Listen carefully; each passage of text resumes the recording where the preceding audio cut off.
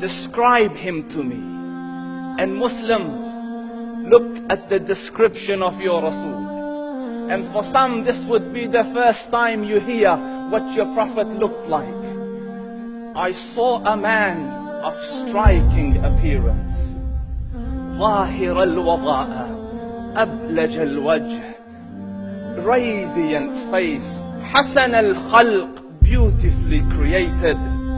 لم تعبه الثجلة, his belly wasn't protruding. ولم تزر به السعلة, nor was his head disproportionate and small. وسيم قسيم, proportionate and delicate, finely made, a specimen of a creation. في عينيه دعج, in his eyes there was a contrast. The dark was immensely dark, the white was excessively white. وفي أشفاره وطف, and his eyelashes were long. وفي صوته صهل, and in his voice was a natural echo. وفي عنقه سطع, and his neck was elegantly long. وفي لحيته كثاثة, his beard was full and thick. أزج أقرن, his eyebrows were arched, but they were not joined, it was separated. In Samat فعليه الوقار, when he was silent, dignity covered him. وإن تكلم سماه وعلاه البهاء, and when he spoke, it was audible and clear, almost commanding and overtaking. أجمل الناس وأبهاهم من بعيد, from afar the most striking and outstanding in appearance. وأحسنهم وأجملهم من قريب, and when he came near, the best of them and the most handsome of them in closeness. حلو المنطق, such an exalted and sweet level of logic. Like when he used to speak, it was so coherently logical, it was smooth and easy to understand. فصل لا نزر ولا هذر, he was to the point, not excessive, nor too short.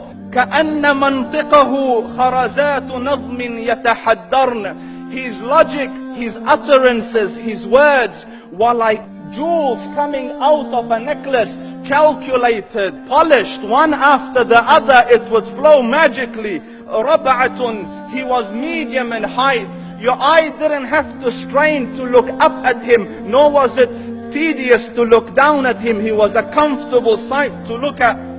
له رفقاء يحفون به, he had friends, the people that were with him, they were working around him to try to serve and protect him.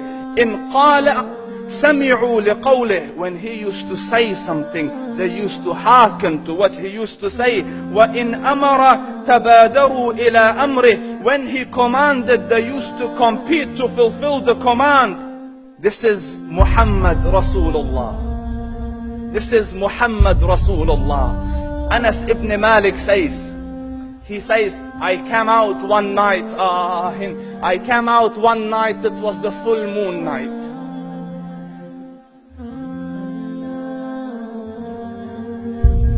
And I looked at the moon, and in the desert, understand, the moon is an awesome sight. It is smooth, it is radiant, it is clear, it is gentle compared to the scorching sun of which they are used to. So the moon was the epitome of beauty. So he says, I came out at a full moon night, and I looked at the moon, and I saw it beautiful, handsome. So I said, let me go see if the moon is more handsome or my Prophet is more handsome. Let me see if that is more beautiful or the Prophet is more beautiful. So I went and I saw him standing afar. So I looked at his face, and I looked at the moon, and I looked at his face, and I looked at the moon, and I looked at his face, and I looked at the moon, and he said, Wallahi, he was more handsome than the moon in its entirety. That is just the look of your Rasul. Aisha radiyallahu anha says, I was sewing with the needle. My needle dropped in the dark. I couldn't find it. I said, Ya Rasul, I can't find it. He moved his face close, and I swear, out of the radiance of his face, I found my needle. And the Prophet sallallahu alaihi wasallam was mind-bogglingly handsome. But his handsomeness was covered with waqar and jalal and hayba. The Sahaba say, when we used to sit at his feet, two feelings conflicting would come on the heart. The first one, you wanted to look at him. You wanted to behold the majesty of his face. And when you wanted to look up, shyness used to overtake you, so you used to look down. Amr ibn al-As says, I sat with him many times, but if you ask me to describe his face, I can't describe it. I wouldn't be able to look up to him ijlalan wa ta'zeeman. I couldn't look up at him. And that is why he didn't have the problems that Yusuf alayhi salam had. Because it was difficult to penetrate the awe and the splendor of the Rasul.